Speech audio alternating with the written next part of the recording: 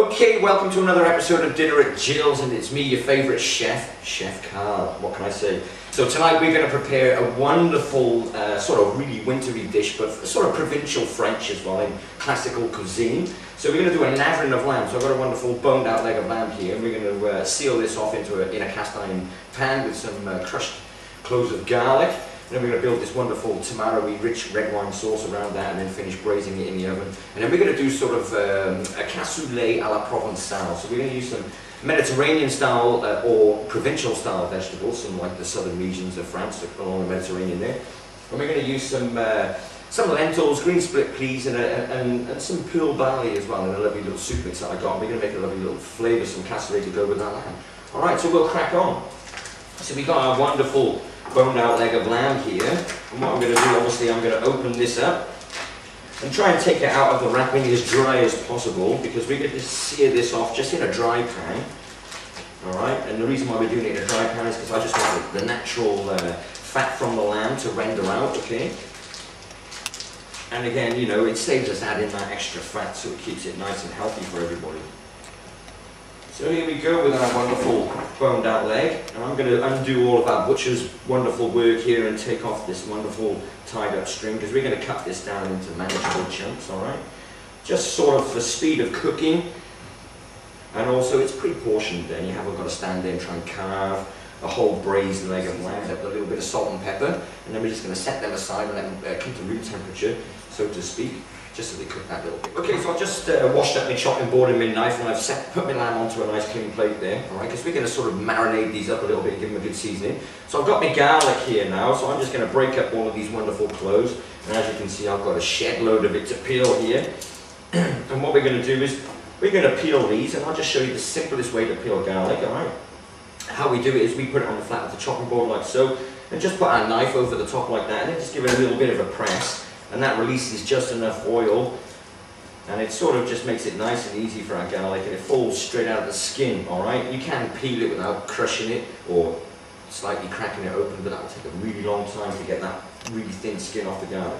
So I'm going to go ahead and peel all of this now, and then when we come back I'll show you exactly what I'm going to do with it, because I'm going to make some real fine garlic paste. I'm going to rub it. I've got all the garlic peeled now, and what I'm going to do is I'm going to make a little garlic paste out of some of it, and the rest of it I'm going to keep pretty much as whole as I can, alright? Because in the traditional dish Navarin, you have sort of whole edible pieces of garlic in there.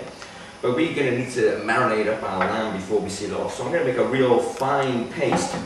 And how I'm going to do that is I'm just going to quickly chop up our garlic into a nice sort of rough chop, just so it's sort of ready for, you know, just before when you start stir frying or something like that. So reasonably chunky. And then what I'm going to do to that when it's at this stage is I'm going to grind some salt into this. Now, you're probably wondering, oh, what's the salt going to do? Now, the salt will extract some moisture and also act as an abrasive. Okay, so that's going to pull out all that wonderful garlic oil that's in there, but it's going to act as an abrasive as well and really grind this garlic down into a nice fine pulp. We just put our fingers on the flat edge of the blade, and we just sort of rub it in with the tip of the knife, alright? Dragging everything back into the center of the chopping board, and as you can see already, there's a lot of juice and oil coming off the garlic. Now this is going to turn into a wonderful paste that we can rub into our lamb. I'm just going to pop that straight onto my lamb. Now, I'm not going to add any extra salt to this now because I've already put salt in with the garlic. But what I will do is add some cracked black pepper.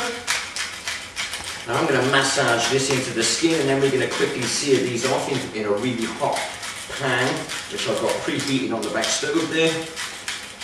And then we're going to build our braise around that then by deglazing the pan with some red wine, and then we're going to bang it all in the oven and let it slow cook for a couple of hours. So what we do, we just give that a wonderful massage, just get your hands stuck in there, because we want that garlic flavour to really penetrate this lamb when we cook it.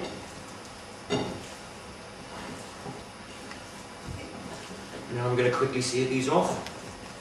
Start building. I've got a real hot cast iron grill pan on the cooktop here, and what I'm going to do is I'm going to put my lamb in there nice and dry, but I'm going to put it down fat side first because I want that fat to start rendering to sear off my lamb, okay? So in she goes. fat side down first. And as you can see, there's a fair bit of heat in this pan already because I've had this preheating.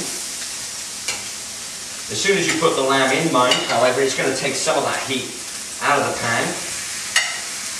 But that's okay, because then we can just turn it down a little bit. Well, our lamb is sealing up lovely now in our pan, and what I'm going to do is give it another season with some cracked black pepper. Of course, I'm not going to put any more salt into this because I remember I put the salt in with the garlic when I made that paste. Now you get a wonderful perfume coming from this now. Now all our other garlic that I've peeled up and just, I'm going to leave this whole, but I'm going to chuck that in there now and just start to sort of sear that off so it's lovely and golden brown on the outside, just so it releases the flavour. And of course it's going to sort of sweat off a little bit in that natural lamb fat that's in there. Well, that is sealed off lovely now. I've got that garlic in it, it's really caramelising. So I'm going to take our lamb out. We're just going to pop this into like a casserole dish, or a nice ceramic oven-proof dish, whatever you've got there.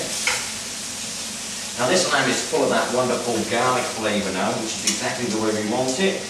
When all that fat is rendered out into the bottom of our roaster, or our griddle pan, and our garlic is just sort of caramelising on the outside and just releasing all of its flavour. So while we're at this stage now, I'm just going to take a nice big slug of red wine and I'm going to chuck that straight into our cast iron dish here, just to deglaze it and take off all that lovely caramelised flavour from the lamb.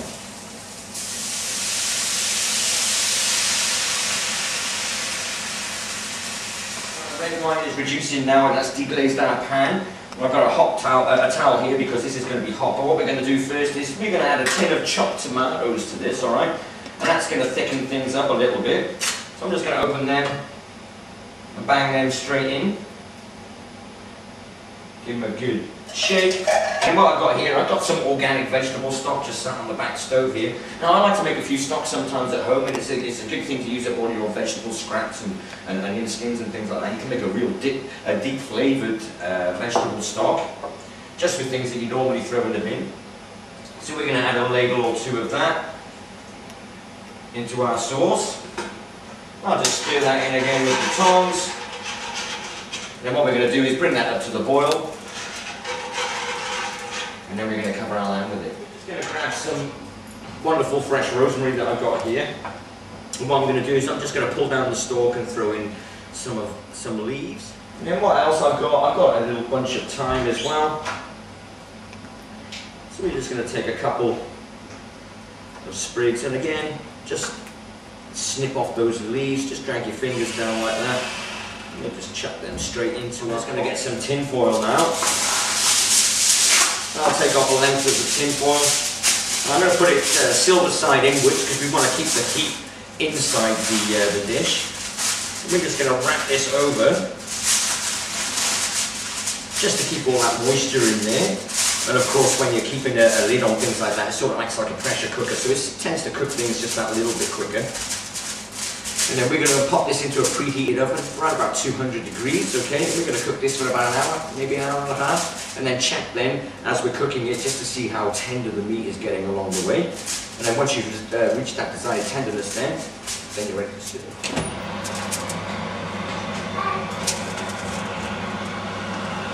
Now we're going to start making our sort of pearl barley and split pea and lentil sort of cassoulet. It's going to be a bit of a spin-off from a cassoulet, okay? Because a cassoulet is a traditional French dish using lentils and split peas, but we've got the addition of pearl barley, and it's also going to be a bit like a Provençal-style risotto as well, so to speak. So we're going to use some provincial vegetables. I've got some eggplant here, some celery, a couple of radishes, a capsicum, and some green beans, as well as some carrot. And we're going to chop these up into what we call a brunoise, which is a really fine dice, all right? So I'll just start off by peeling a carrot. And then when we've got our really fine dice of vegetables, that's going to be like what we call a mirepoix, the base for our cassoulet. And then we're going to sort of sweat them off in a little bit of butter, with some garlic, more garlic, And then we can add our pearl barley, our split peas and lentils, and then start letting that down with some stock and cooking it to a nice, wonderful, thick casserole.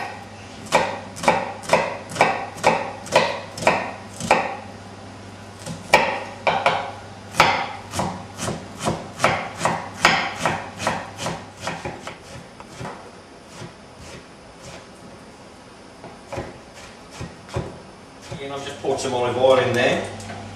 And what I'm going to do is pop in about 75 grams of butter as well. And we're going to stir that in and just sort of let that blend in. So we got this lovely buttery olive oil. And while that's nice and hot, I'm just going to start with my garlic just to release the garlic's natural perfume and flavour there. And once you can smell it sort of rising out of the pot, what we're going to do then is we're just going to, from the carrots downwards, because the carrots will probably take the longest, we're just going to pour all of our veggies straight into our pot.